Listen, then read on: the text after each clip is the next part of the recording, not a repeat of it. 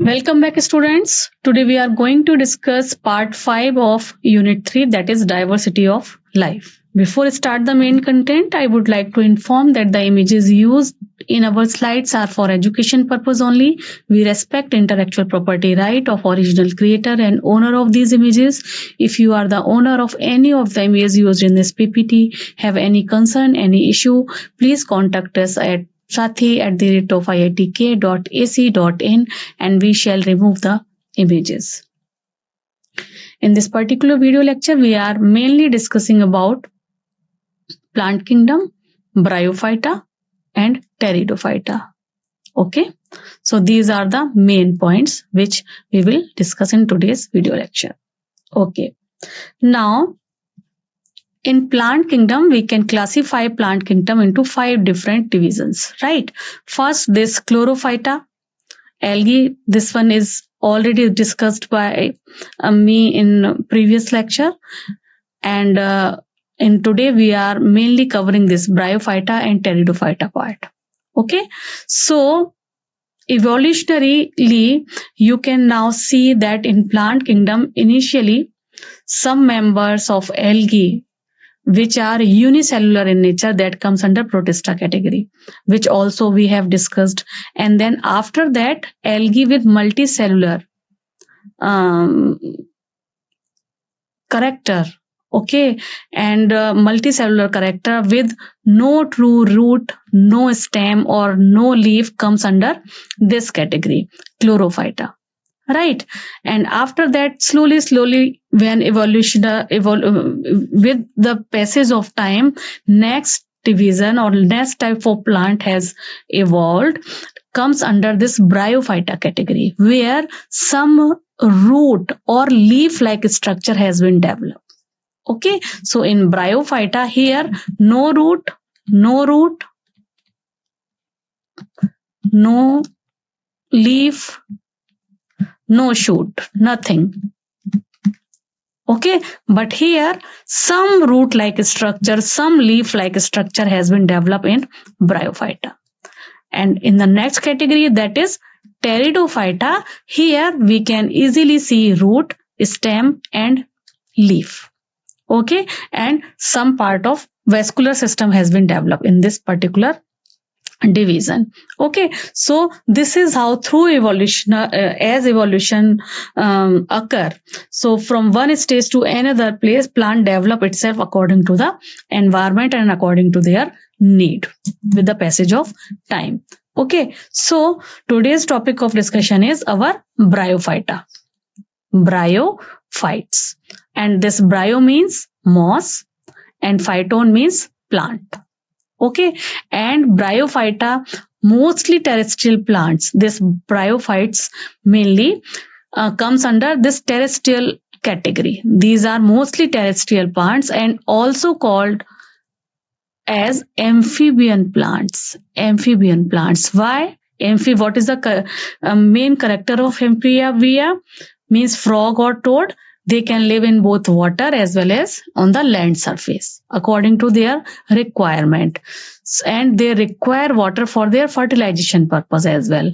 Okay, so similarly, these Bryophytes also known as amphibian plants because they also require water for their fertilization purpose. Okay, hence to complete their life cycle. Okay, that's why we can use the term amphibian plants for Bryophytes, and this is very important term. Okay, and so they mostly grow in an area where some moisture is present, or some moisture and water facility, or some kind of dam, like dam, rock, an area which is in under shade condition or moist place. They preferably grow in that particular sites. So they grow in shady area, they grow in moist places such as moist wall, dam rock, dam soil and decaying logs. When if you can see the growth of Bryophytes if you will visit towards the mountain side or during heavy rainfall in your nearby area, on the walls of certain old houses, you can see some green layers which can grow on the wall, moist wall. They all comes under this bryophyte category. Okay, so mainly they are terrestrial plants. Once again, I'll repeat that mostly they are terrestrial plant, but they can also popularly known as amphibian plant because they require water for their fertilization purpose or to complete their life cycle. Clear? And they mainly grow in shady area or in moist area such as moist wall, dam rocks, moist soil or decaying logs. Okay, they showed thalloid plant body as a thallus-like structure, which is not differentiate into true root, stem, and leaf. Okay, so just thallus-like structure. But in bryophytes, true roots are absent.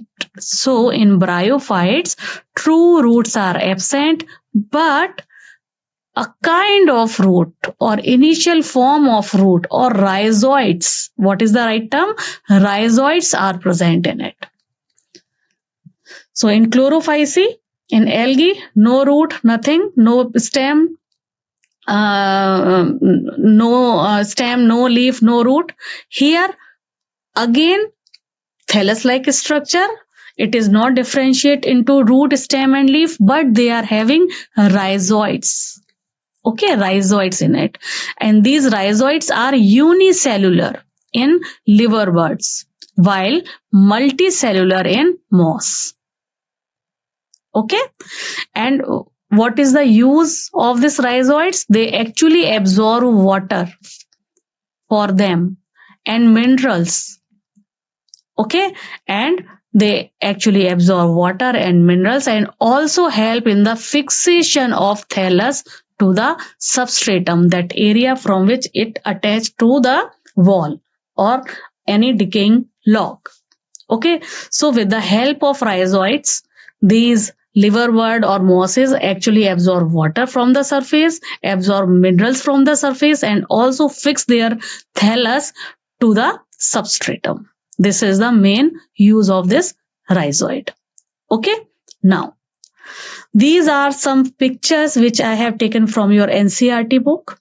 Okay, first picture A and B, these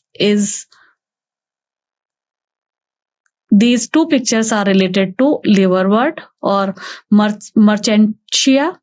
Okay, this one is a female thallus because it contains archigoniophore. You can see over here archigoniophore, and this one is male thallus because this one is contained antheridiniophore. Okay, so A and B are the pictures for this merchantia. Okay, and the C1, this funaria or moss, their body part has been divided into three different forms: foot, seta, and capsule. This one is seta, long one, and this is the capsule. This foot, seta, and capsule.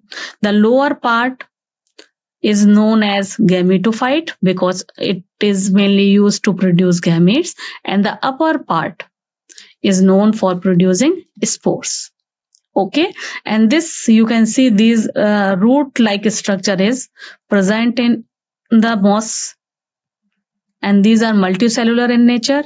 Okay, these rhizoids and mainly responsible to attach that substratum, absorb water and minerals. As I told you, these rhizoids are also present in merchantia also. You can see over here these rhizoids are present. Rhizoids are present in both male and female thallus. Okay, and third D picture, this D picture is belong to sphagnum. Okay, sphagnum gametophyte, and this gametophyte contains both type of branches, anther containing as well as archigonia containing. Okay, both type. So these are the some pictures of some bryophytes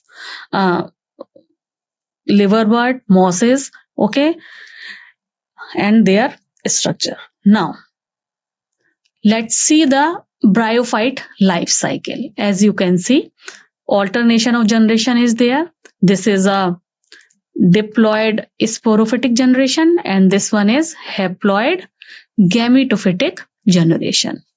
Okay, this is spore. Okay, after mitosis, this spore get converted into female gametophyte and male gametophyte. Okay, and through which male gametophyte and female gametophyte has been generated, and male gametophyte will produce sperm and female gametophyte will produce egg. And through water, they need water for their fertilization purpose. Already we have discussed it in previous slide. So water is mainly responsible for their fertilization. So through water, this sperm are transported towards archegonium. Okay, this is the antheridium where sperms has been generated. Right. So with the help of water, they can transport it sperm towards archegonium, and this is how they can develop an embryo after fertilization. Okay, this is an egg, a sperm comes and it will fertilize and produce an embryo, which is 2n in number or diploid in number.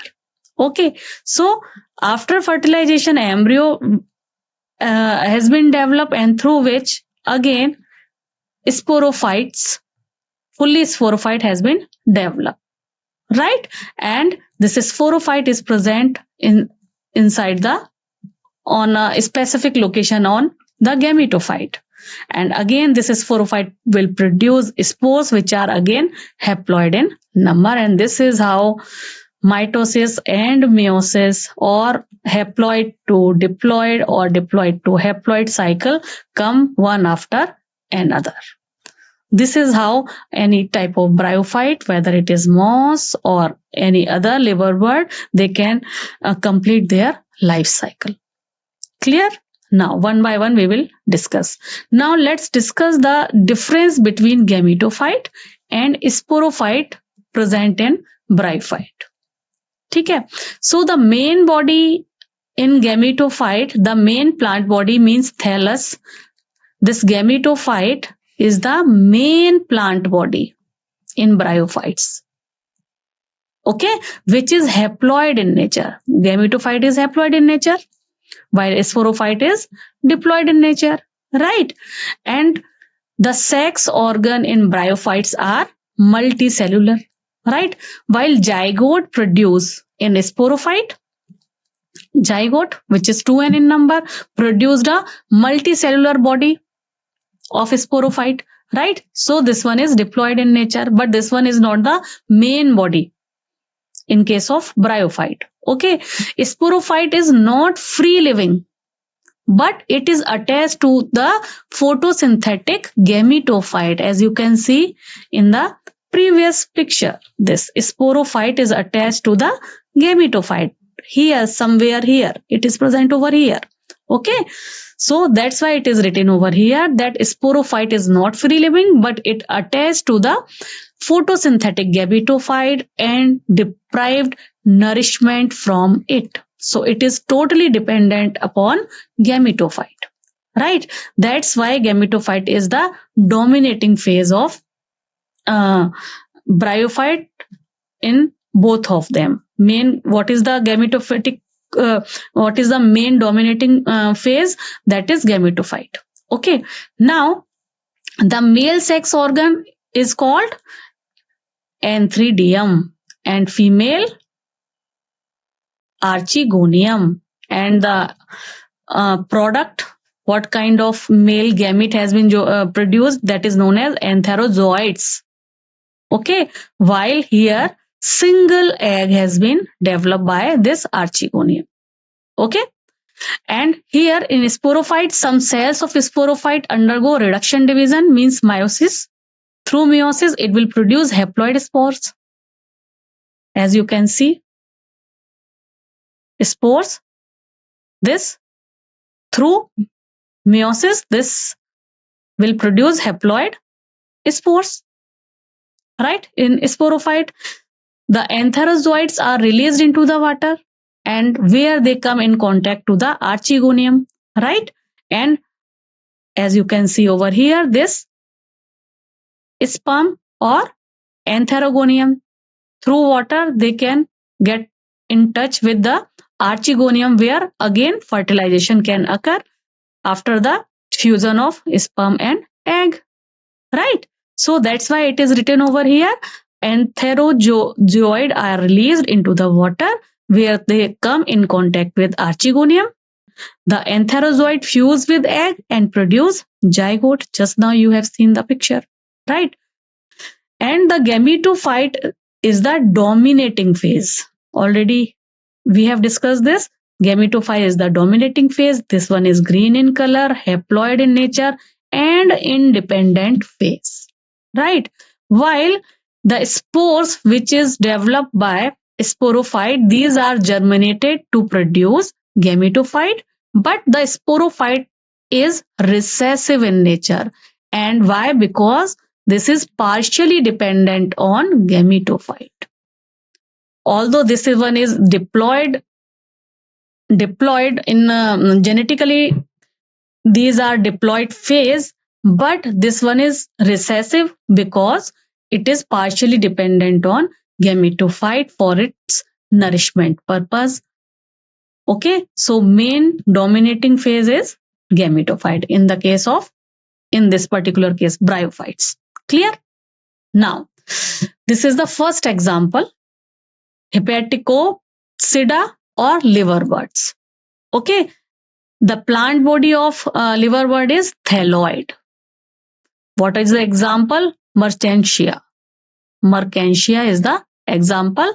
The thallus is dorsiventral. Okay, and asexual reproduction occur via fragmentation of thalli or by gemmy. What is these gemmy? These are some birds which are present on the multicellular thallus. You can see over here in this picture, these are the multicellular birds. These are the gemma cup. Okay, so these are the birds present on the upper side or dorsiventral side of thallus. Okay, so and these gemmy actually mainly involve in asexual reproduction. Okay, so gemmy, these are the green multicellular asexual bird located on the thalli. Gemmy become detached from the parent body and germinated as a new individual. Okay, first some birds has been developed on the upper side and they detached after some time and again germinate themselves as a new individual. But during sexual reproduction in liverbird, male and female sex organ are produced either on the same or different thalli. Clear? And the sporophyte is differentiate in foot, seta and capsule. Okay, sporophyte is differentiate into foot, seta and capsule.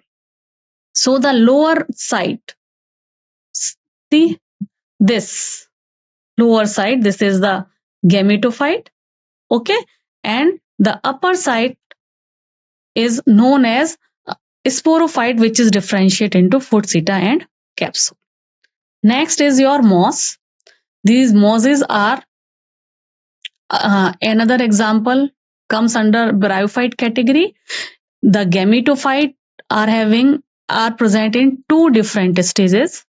First stage is the protonema stage, which develop directly from the spores. Okay, and the second stage is a leafy stage which develop from the first stage, and it is known as secondary protonema as a lateral word. They can develop as a lateral word, and this consists of upright cylindral axis bearing spirally arranged leaves. They are attached to the soil through rhizoids, which are multicellular in nature and branched. This stage bears sex organs, and their vegetative reproduction occur via fragmentation and budding. Okay, this is the life cycle of moss. Okay, this is a moss. These are the rhizoids, leaves, and foot, seta, and capsule. This capsule contain spores. Okay. After germinating one spores, this will convert into gametophyte, young leafy gametophytes. Okay. On this gametophyte, they are having male and female gametes, means sperm and egg part. So some are having antheridium in it and some are having archegonium. Okay. With the help of water, they can move towards the egg side, and here after fertilization, zygote has been formed. Okay. So this is how one after another, means gametophyte and sporophytic forms comes after one and another. Okay. After zygote formation, again enlarging archegonium is there. This form is known as sporophyte, and while this form is known as gametophyte. Okay. Now, in sexual reproduction, let's see the whole cycle in detail. In sexual reproduction, the sex organ antheridia and archegonia are produced at the apex of leafy shoots. After fertilization, zygote develop into sporophyte consisting of foot, seta, and capsule. As you can see over here, after fertilization, this zygote is formed foot, seta, and capsule. Okay. The capsule contains spores, and spores are formed after meiosis. This capsule contains spores. These capsule contain spores. Okay. And this spores has been developed, are formed after meiosis. The mosses have an elaborated mechanism of spores dispersal. What are the common example of mosses? Funaria, Polytrichum, and Sphagnum. These are the examples. Now, pteridophytes. This is the next division of plant kingdom, pteridophyte. Pterid means fern, phyton means plant. So this is the first vascular plant. In this division, first vascular plant means vascular system has been developed from pteridophytes onwards. Before that, there is no vascular system. There is no xylem and phloem. Okay. That's why we can use the term first vascular plant. Comes under this category, that is fern and others. Okay. So the first vascular plant and the first successful terrestrial plant with true root, true stem, true leaves, but no flower, no flower fruits and seeds are called vascular cryptogams. Okay. So how we can differentiate this pteridophyte from bryophytes? Bryophytes is known as amphibian plant. They are not having vascular system. They are not having true roots. They are having rhizoids, okay, or leaf or stem. But now onwards, from pteridophytes onwards, vascular system has been developed. But there is no flower. Okay. But they are having true roots, stem, and leaves. Okay. Pteridophyte include horsetail and fern. The pteridophyte are terrestrial plant, small, either annual or perennial, and grow luxuriously in cool, moist, and shady areas like fern. They may be aquatic like azolla, marsilia. They may be xerophytic like equisetum, or they may be epiphytic like lycopodium. These are the examples of pteridophytes. You can learn this. Okay. Because this epiphytic growing on the larger trunk of some trees. Okay. They may be found in the plant or near the in the water. So they are aquatic in nature like azolla. They may be present in the plant deficient area, means xerophytic. Okay. Or they may be found on the outer surface. They may grow on the outer surface of large trunk of the tree. So they can act as a epiphytic in nature. Lycopodium is the example for the same. Okay. This is the picture of Equisetum, this is the picture of Dryoptera or fern. This is other pictures of various plants comes under pteridophytic category or division. Now, characteristic, let's discuss some characteristics. The primary roots are in the pteridophyte, the primary root is short-lived, and soon these primary roots has been replaced by adventitious root. You can see over here, these are the adventitious roots. Okay, stems, this is the stem. Okay, stem may be aerial or it may be underground. Leaves may be scaly, or they may be simple or sessile in nature or large like this. Okay, or pinnatial or compound like this, as you can find these type of leaf in fern. Okay, so leaf may be simple, maybe sessile, maybe large, or big one. Okay, the leaf in pteridophytes are, if leaves are small in size, that time we can use the term microphyles for the same. If they are large in size, we can use the term macrophyle for the same. Okay, xylem, they have developed vascular system, but not fully they don't have fully developed vascular system. They have only tracheids in xylem. Okay, no xylem vessels, nothing. In phloem, they have only sieve tubes, no companion cells. Okay, so in xylems, they have only tracheids. In phloem, they have only sieve cells. And one another important, and these are the important points, right? And they are also not having second cambium. So lack of cambium. Second, there is no secondary growth occur in pteridophytes. Okay, no secondary growth because they don't have cambium. This is the picture. You can see again gametophyte and sporophyte. So 2N and alternation of generation is there. Again, sporophyte is the dominating phase. Okay, these sporophyte contains sori on the leaf surface, and this sori contains spores in it. Okay, so spores has been developed, and after meiosis, this spores germination occur, and after germination, it will produce whole gametophyte, which is heart shape. Okay, and which is also having rhizoids and other things. And this gametophytes is having archegonium and antheridium present on it. These are the antheridium and these are the archegonium. Okay, from which male and female gametes or sperm or egg has been developed, and after their fusion, zygote has been formed. And after zygote formation, a young sporophyte has been grown on the gametophyte. Yeah, this one.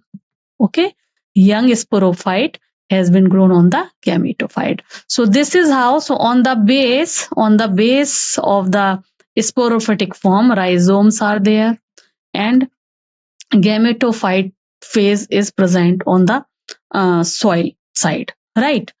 So this is how sporophyte and gametophyte, again sporophyte, again gametophyte form comes again and again and complete its own life cycle. Okay, so in reproduction, you can see the same steps very closely over here. One by one we will discuss. Like pteridophytes show true alternation of generation. Yes. Dominant phase is sporophyte, right? It will produce spores by meiosis, and gametophyte will produce gametes by mitosis. Clear? So sporophyte phase produce spores by meiosis, means n number of, and gametophyte produce gametes by mitosis. Okay, sporangia. So on their leaves, some sori are present, like this is sorus. One, we can use the term sorus for the one. Okay, so sporangia produce spores Okay, sporangia produce spores in the spore mother cell that germinate and give rise to, these spores germinate and give rise to gametophyte. Clear? And male sex organ antheridia produce anthrozoids and female sex organ in archegonia produce egg. So on this, archegonia and antheridium both are present on this gametophyte, and female sex organ produce egg and male sex organ produce sperm, and after their combination or after fertilization, embryo has been formed, and this further germinate and grow as a young sporophyte on the from the base of gametophyte. So this is how it will complete its own life cycle. Clear? So antherozoids are released into the water and come in contact with archegonia. Gamete fuse into the archegonia to produce zygote. Zygote produce sporophyte after division, and spores are of two types. It may be homosporous or heterosporous, right? In heterosporous plant, microspore and megaspore give rise to male and female gametophyte respectively. So in pteridophytes, this is the whole life cycle of pteridophytes. Okay, but apart from their normal way of reproduction, they also follow some other kind of reproduction way, like apogamy, like apospory. So in what is this apogamy? It is the development of sporophyte without the fusion of male and female gamete. Without the fusion of male and female gamete. Okay, it arises directly from the gametophyte. Here the sporophyte is haploid. When there is no fusion, so sporophyte is haploid in nature. This is known as apogamy. Okay, while in apospory, it is the development of gametophyte. It is the development of gametophyte from any cell of the sporophyte. From any cell of the sporophyte other than haploid spores. Normally, haploid spore are mainly responsible for the development of gametophyte. But in this case, any cell of gametophyte is able to produce whole gametophyte. Okay, such gametophyte is diploid in nature. So such gametophyte is diploid in nature. So these are two another type of mode of reproduction present in pteridophyte other than normal procedure, apogamy and apospory. Clear? So this is all about the bryophytes and pteridophytes. In today's lecture, we have covered most of the things related to bryophytes and pteridophytes. Still, you have any query, any doubt related to today's video lecture, you can write down to me in comment box. We will discuss that particular topic later on. Till then, take care. Bye bye. Namaskar and keep learning. Namaskar.